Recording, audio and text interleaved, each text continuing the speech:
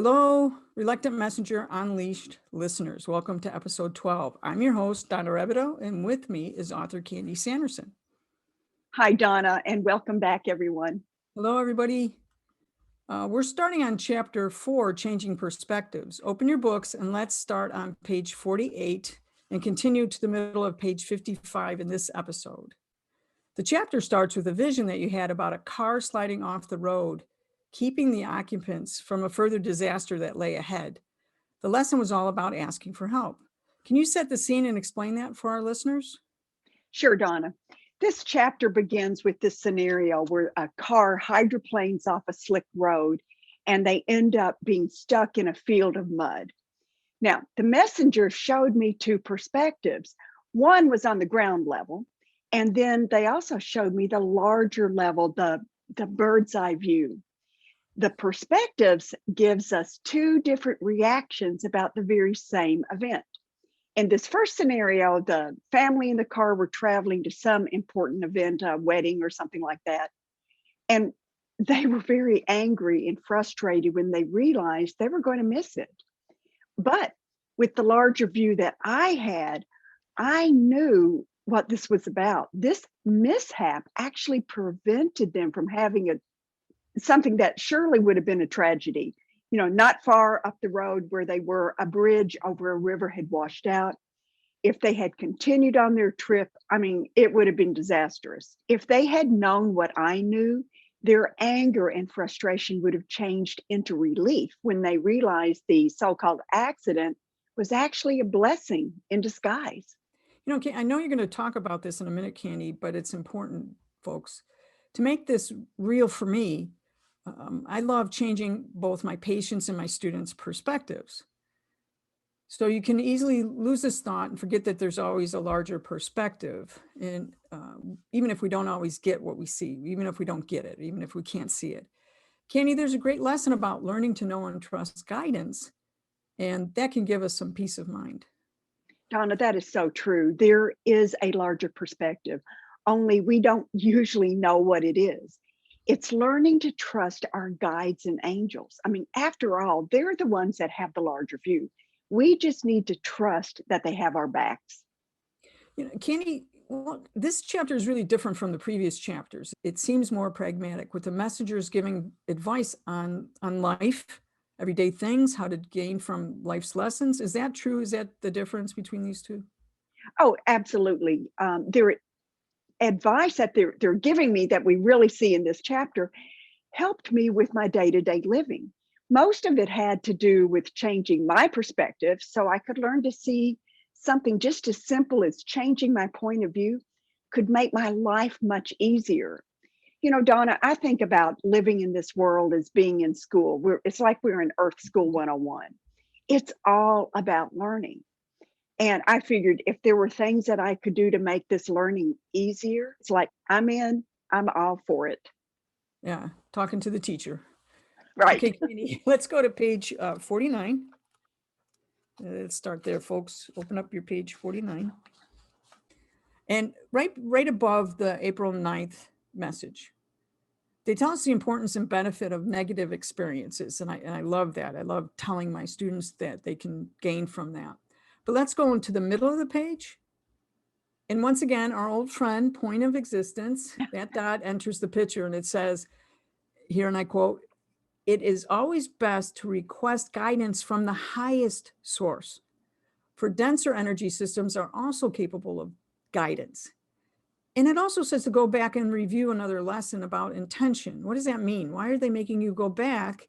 And why do you have to go back and read another message? Well, it's kind of like story of my life. I have to go back in order to go forward. But to actually understand the why, let's talk briefly about what we learned in chapter 2, good vibrations. We learned that the brain is a receiver, just like a radio tuner. Especially when I started channeling, I would get lots of messages daily from different messengers. And then months later, I would get another message that started off right where the message had stopped. Even though, months had passed in between, it was like no time had passed at all. So it made more sense when I realized, well, the brain is a radio tuner. And then I finally understood that those messages, Donna, were always there. It was me. I had not tuned into that specific frequency. As far as going back and reviewing old messages, Yeah. I was so disciplined about documenting these. They were all there in my Word document, just a search bar keystroke away from discovery when the messengers would say, go back and review them. In this case, I went back and I reviewed the material they asked me to. And it was about intention starting a chain of events. They had described how Oh, yeah. there are these energy packets that are inside this structure that looks kind of like a cumulus cloud. And when you initially set an intention, which is energy, it causes these energy packets to shift and rearrange and realign and combine to form the frequency match to your new intention. So the lesson said that setting an intention in a state of expanded awareness is best practice. So I had to add that to the formula. Well, if you think about it, if our POE, point of existence, which is our full awareness, is expanded, then we're no longer in the body, we're in the field, we're expansive, we're not constricted, and we're farther away from denser energies. So reviewing this older message added the clarity and I understood it better. If we're in this expanded state, we are going to be getting information from higher vibratory frequencies, from higher sources. It's just like a prayer is much more powerful than just simply thinking something. And the whole thing just made more sense to me.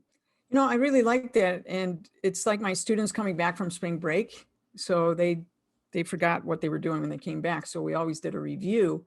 And that makes me think, well, I'm the higher source here. At least I have the information. Then remind them where they were in the lesson. I like that a lot. Let's go to page 50. I like the top of the page. And I had circled when POEs move away from our physical bodies, bands of energy overlap. And go down a little bit, and it says guidance occurs within the overlapping energy of the one giving and the one receiving assistance. Then further down the page, one more further down, you describe a vision of the POE snapping together. So I always like the explanation with the vision. You say, I saw a three-dimensional bubble of energy expand outward as it first encompassed and then extended beyond the person's energy field. The person floated within this slow-moving sphere. Guidance seemed to occur like a small nudge that would align the person with the intentions designed for his or her highest good. That whole section, can you tell us what that was about? What the heck was that about? Sure. I love the visions that I get with the messages because they can be so simple, Donna, but they really add a lot of dimension and clarity to the messages. In this case, I literally saw how the communication with guidance occurs. First is setting that intention. That starts the process. The next step, our POE, our point of existence, expands into a field of energy. So now we're in this bubble as they showed me in the vision. If our intention is to communicate with the non-physical source, angels or guides, they're already in a bubble. They're already expanded. So as we meet them, as we expand to meet them, we're on the same wavelength they are in. So here we are, we're both in bubble form. And as our bubbles approach each other, I saw our fields overlap and then just snap together. And as we shared this overlapping space, true guidance and communication occurs. We are in one space, literally, one bubble. We're literally on the same wavelength. If you think of day-to-day life, let's say you're in a conversation with someone, but you're not really there. You're daydreaming about something else, which I do a lot. But when that happens, you're really not communicating. But if you're on the same wavelength, you are fully present with them. You're sharing their space and you're really communicating and understanding. In fact, when that happens, the spoken word isn't nearly as important because the understanding goes beyond just simple verbalizations. The question was, what happens if you're sharing this space with someone and you don't feel comfortable? What if you don't resonate with the guidance? What if you feel like it is from a lower source? Well, the messenger showed me it's just as simple as just rejecting. If you don't want it, it's like a bubble, you just push it away. But you know, Donna, the very same thing is true in 3D reality.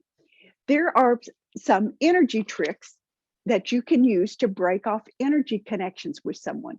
For example, if you're sitting across from someone and you feel like your energy is being drained, or you're in a situation where you can't leave, but you know you don't feel right with this energy, you can simply cross your arms. Like that.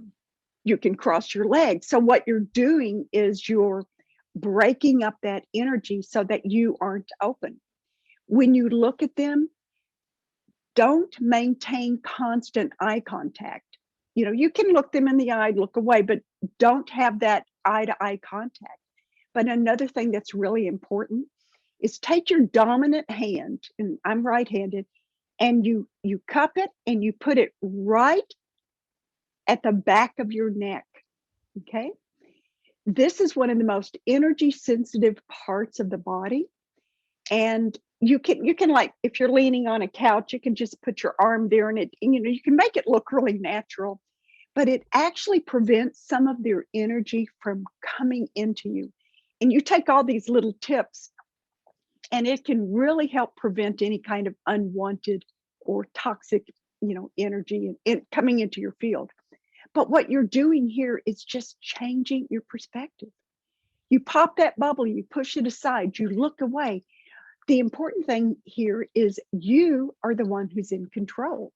I mean, the messengers even say that. I lost my page on page 50. They say energy from all guidance is subtle, gentle, and it can be overridden as easily as popping a bubble. So that's important to remember. We're the ones who are in control and we can take care of it as we so desire. Kenny, that was excellent and that was really cool, because I love that you're giving people very practical, like almost like this chapter or the book is very practical ideas. And speaking of changing perspectives that we talked about earlier, I had a teacher in acupuncture school. He once told me that all we need to do in each session with our patients is to change them like 1 degree of difference at a time. Because if you start telling them, oh, you need to change your nutrition, you need to do this, you need to do that, it's going to overwhelm them. And if only you just change 1 degree at a time, then they feel like they are in control. They can make choices to help themselves. So I really like that. Let's go to page 51. And we have the April 25th message. The message says, one human may harbor unkind feelings toward another because of a perceived transgression. And this really hit home for me about how to handle or change our point of view. And we can do that now, move our POE to a higher point. But how is this enlightenment? It talks about enlightenment. Can you explain what they were telling you with the April 25th message? Yes. Well, first of all, on the April 25th message, I think the key here is the perceived transgression. Okay. But before we go there, I want to say something about your acupuncture teacher. It's actually very profound. It is so easy to get wrapped up into the give it to me now culture. You know, we want change, we want it to be profound, and we wanted it to happen yesterday. But what your teacher is saying by changing something by 1 degree is so powerful. This speaks to being in the now, being present. And if we are fully engaged in the present, we can start making conscious choices that can and will change the trajectory of our lives and the people around us. Like you say, changing something 1 degree will have significant effects down the road. Now, added expanded awareness to the formula, it becomes even more significant. I mean, let's go back to the vision about the car on the road. Here we are, you know, they're stuck in the mud. With a larger perspective, I literally 1 degree rose above, and then I was able to see the entire picture.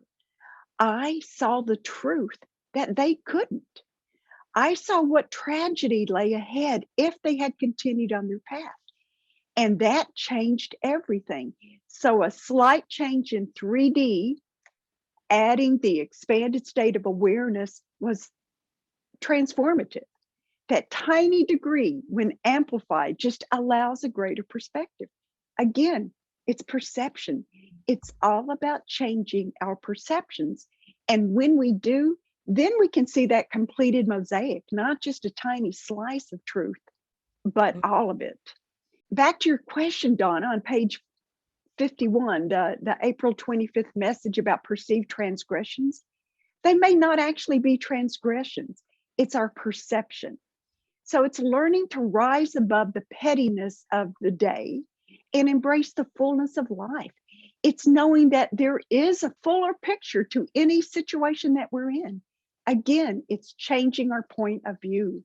I'm also learning that there's a connection between enlightenment and expanded awareness, because as we expand, we see truth, we see the larger picture, and we start to realize we're not those isolated, constricted bodies. You know, when our POEs are just running, scurrying around everywhere, we are not the roles that we play, psychologist, parent, mother. No, we're so much greater and grander than that. You know, Candy, that makes me think of something that I would teach to my students in Psych 101, and it's the social psychology chapter. And my students hadn't heard about that, but it's called the fundamental attribution error. Let me break that down for you. So fundamental, we all do it. All humans will do this. So it's fundamental. Attribution means that there's a situation that's going to happen and we need to explain it. We have to ask ourselves what happened here. And then we have to attribute what happened to either the person or the situation. The error means that we get it wrong most of the time. That's why they call it the fundamental attribution error. But let me give you an example. So, you know, you're talking about roles.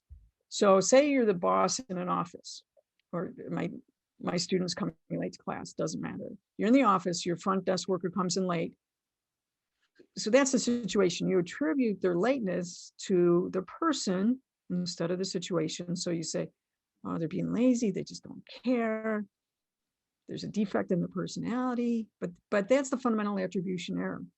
Correct it. Instead, you take the time and ask them what happened. It's almost like coming 1 degree that you were talking about. Yeah. And you find out, you let them have a chance to say it, and they tell you, you know, Ms. Rebido, I'm sorry, I had a sick child that I had to take to the ER, and we're late because I just ran home to change my clothes, and that's what made me late. Whew. So what your messengers are doing, they're telling us not to make the fundamental attribution, but take the larger perspective. And there you'll find the truth. You know, Donna, what a great example. I love the insight that you bring to our conversations. In your example, you gave the employee or the student some space by not immediately reacting with a fundamental attribution error. You gave them a chance to explain. By giving them a chance, you added space, sacred space of the present moment. And then you were granted the larger perspective. In this case, you gained the larger perspective because they told you what it was. Sometimes we get it very directly like that. Other times it's indirect. But what happened in that sacred space, Donna, you kept your heart open. You didn't judge. And you know, as you do that, you remain in the flow. And when that happens, our energy frequencies change and we change. And we start living beyond what we've done before. We have all these limits that we've imposed on ourselves of who we thought we were. But we just let those things just ride. And we start to see the larger picture. We see that we're better than that. We're bigger than that. We begin to sense our connection to everything that is. And when we start seeing those connections, everything changes.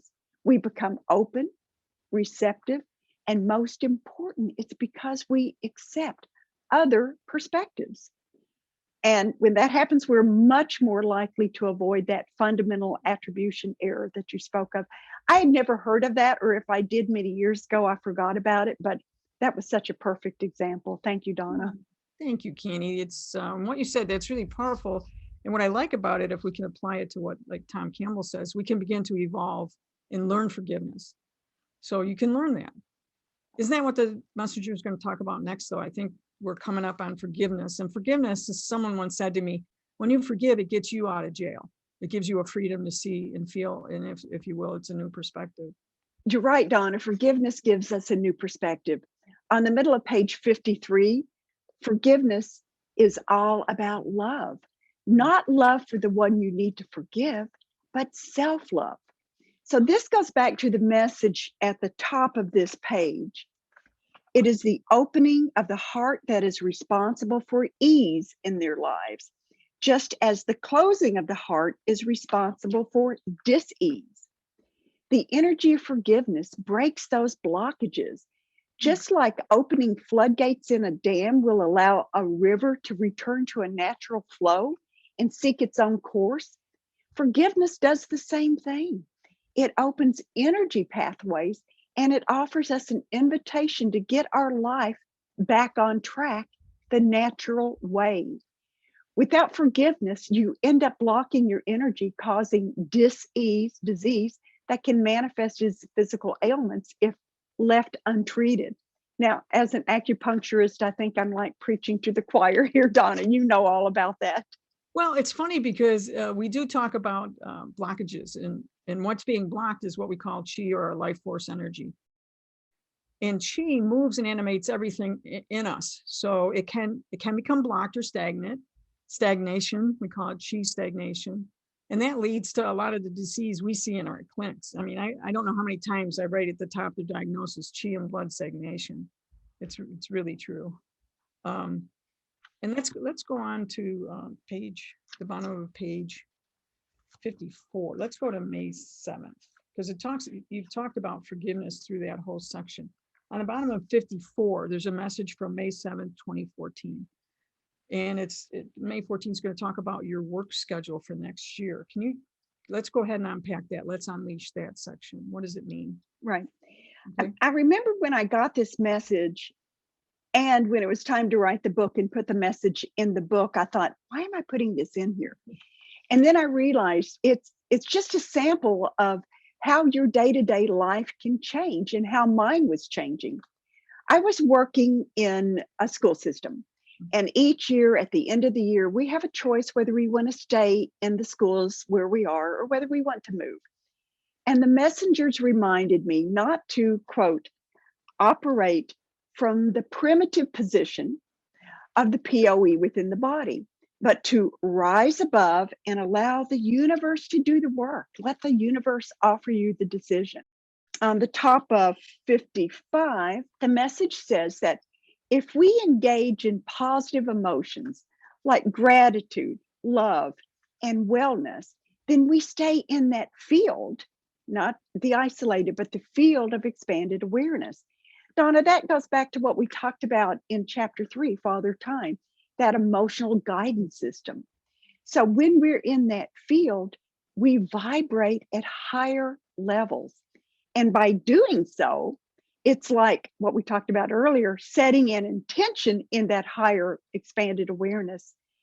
When I'm in a higher vibrational field, I'm much more likely to get a favorable outcome. So it's like, okay, Candy, just let the universe do the work for you. Be gracious, be happy, no worries. I used to, and sometimes I still do, true confession, until I, say, Candy, don't do that. I think of a decision that I need to make, and I think I need to make it. So I end up like withdrawing, and I'm in this, very centered POE, isolated in the middle of my chest.